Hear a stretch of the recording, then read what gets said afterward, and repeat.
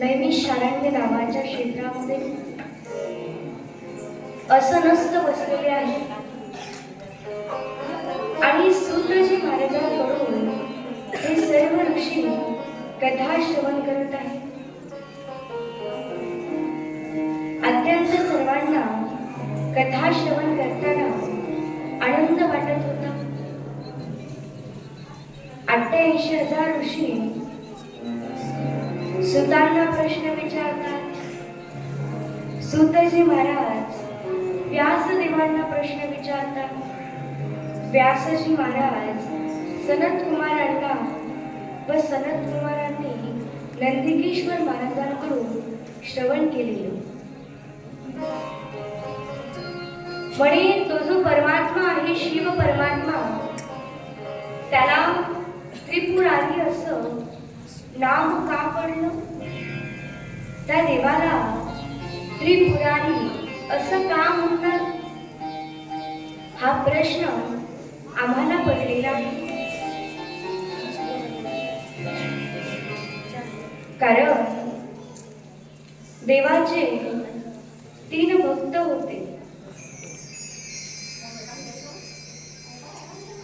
ते अंतःकरणामधून देवाचं नामचिंतन करत होते. अंतःकरणामधून शिव परमात्म्याचं स्मरण करायचे. हे तिघेही जण. मग आता देव प्रसन्न झाले आणि प्रसन्न झाल्याच्या नंतर म्हटले, काय हवंय ते तुम्ही मागा. सांगितलं, आम्हाला तिघेही जण म्हणू लागले, आम्हाला तुम्ही राहण्याकरता कुटिया द्या, त्यामध्ये आम्हाला राहायचे. मग सर्वांना देऊन टाकलं वरदान. कोणाला सोन्याची दिली, कोणाला लोखंडाची दिली, तर कोणाला मोत्याची दिली. तिघांना वेगवेगळे देऊन टाकले. शिव परमात्म्याचं अंतःकरणामधून हे तिघेही जण नामचिंतन करत होते, स्मरण करत होते. पण देवाचं तर नाम घेत होते. देव तर त्यांना अतिशय आवडायचा, नामचिंतन तर करायचे. परंतु यांनी सगळीकडं हाहाकार घातलेला होता. देवता लोक फार त्रस्तून गेले होते. देवाचं भजन करायचे, मात्र यांनी सगळीकडे हाहाकार घातलेला होता.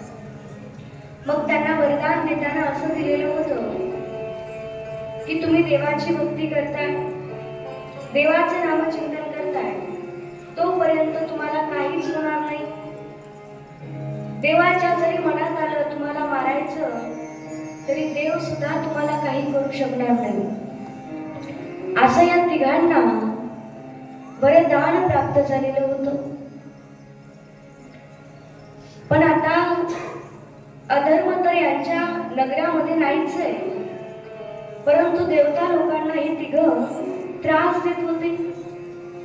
कारण जगाच्या मालकाच्या मनामध्ये जरी आलं तरी या तिघांना मृत्यू हा प्राप्त होणारच नव्हता. मग सर्वजण भगवान शंकरजी जवळ गेले आणि देवाला विनंती करू लागले, देवा, तुमचे जे तिघं भक्त आहेत त्यांनी फार त्रास दिलेला आहे. त्या तिघांना तुम्ही मारावं, त्यांचा वध करावा अशी आमची इच्छा आहे. कारण सर्वजण त्यांच्या त्रासाला कंटाळलेले आहेत, सर्वजण त्रासून गेलेले आहेत. देवा, आता तुम्हीच काहीतरी करू शकता. देव म्हटले, मी त्यांना मारलं असतं, पण ते माझे भक्त आहेत आणि मी स्वतः त्यांना वरदान दिलेलं आहे की जोपर्यंत सोन्याची कुटिया, लोखंडाची कुटिया, तुमच्या तिघांच्या कुटिया जोपर्यंत एका रेषेमध्ये येत नाही, तुमच्या तिघांचे पुढं जोपर्यंत एका लाईन मध्ये येत नाही, तोपर्यंत तुम्हाला जगातली कुठलीच गोष्ट धक्का सुद्धा लावू शकणार नाही, असं मी स्वतः वरदान त्या तिघांना दिलेलं आहे. मग आता सगळे देवता लोक म्हणू लागले, मग देवा करावं तरी काय? सर्वांना त्या तिघांनी त्रास दिलेला आहे, सर्वजण त्रासून गेलेले आहेत. आता तुम्हीच बघा काय करायचं. परमात्म्याने सांगितलं, तुम्ही भगवान विष्णूकडे जा. भगवान शंकरजी भगवान विष्णूला सांगू लागले की हे तिघं माझे भक्त आहेत, मी यांचा वध करू शकत नाही, परंतु देवा, तुम्हाला त्यांचा वध करावा लागेल.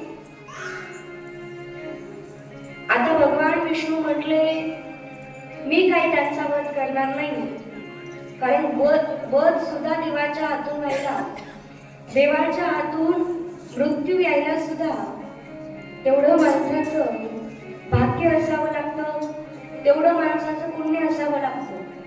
कोणालाही देवाच्या मंदिरामध्ये म्हणा, कथेमध्ये म्हणा, कीर्तनामध्ये म्हणा किंवा देवाच्या हातून कोणाचाही वध होत नसतो. त्याच्याकरता तेवढी योग्यता असावी लागते, आणि जर तेवढी योग्यता असेल तरच माणसाला देवाच्या ठिकाणी मरण येत असतं. भगवान विष्णू म्हटले ते तिघही माझ्या लाईनमध्ये बसत नाही, मी काही त्यांचा वध करू शकत नाही. मग भगवान विष्णूने एक पुरुष प्रकट केला. तो पुरुष दिसायला कसा होता? हातामध्ये त्याच्या झाडू होता, हातामध्ये झाडू होता, एका हातामध्ये सुपली होती, तोंडाला रुमाल बांधलेला होता. अगदी तो गाडगे बाबांसारखाच पुरुष त्या ठिकाणी निर्माण झाला. आणि झाल्याच्या नंतर त्याला सांगितलं की तुम्ही जा आणि त्या तिघांच्या राज्यामध्ये जाऊन, त्या कुळामध्ये जाऊन तुम्ही अधर्म पसरवा. म्हणजे ज्यावेळेस तुम्ही अधर्म सगळीकडे कराल त्यावेळेसच आम्ही त्या तिघांचा वध करू शकू, त्याशिवाय आम्ही त्या तिघांना काहीच करू शकत नाही. असं सांगितल्याच्या नंतर त्यांना अत्यंत आनंद वाटला. त्यांनी आपल्या सगळीकडे अधर्म पसरवायला सुरुवात केली. सगळीकडे अधर्म झालेला होता. आता त्या तिघांच्याही वधाची वेळ झालेली होती. त्या तिघांना मारायचं होतं. आता सर्वजण भगवान शंकरजी जवळ गेले आणि देवाला म्हणू लागले, देवा, त्या तिघांचे जे कुडं आहेत, सुवर्णाचं, मोत्याचं आणि लोखंडाचं, ते तिन्ही कुडं एका लाईन मध्ये आलेले आहेत. आणि ते एका लाईन मध्ये आल्यामुळं देवा तुम्ही त्यांचा वध करू शकता. आता त्यांच्या राज्यामध्ये अधर्म पसरलेला आहे. देवा आता तुम्हीच काहीतरी करू शकता. म्हणून सर्वांनी भगवान शंकरजीला विनंती केली. आणि बघता बघता त्या तिघांचाही वध देवाने केला. म्हणून देवाला त्रिपुरारी असं नाव पडलं. त्रिपुरारी भगवान की. आता बघा, याच्या पुढं 88,000 ऋषींनी प्रश्न विचारला की म्हणे, महाराज,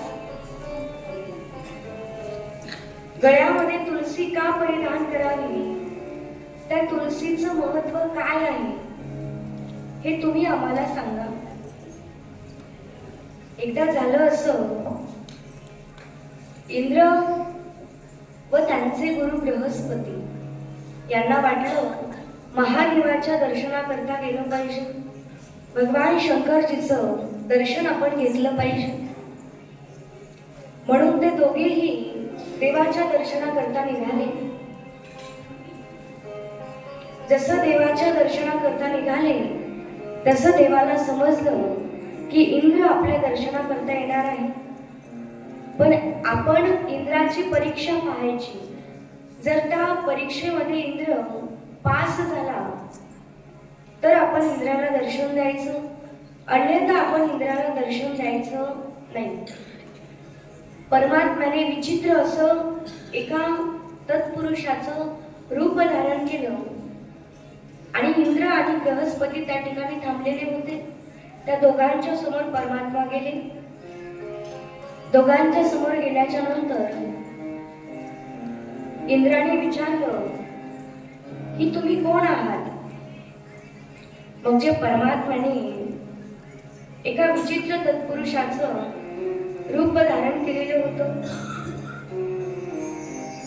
देव त्या इंद्राशी विचित्र विचित्र बोलायला लागले.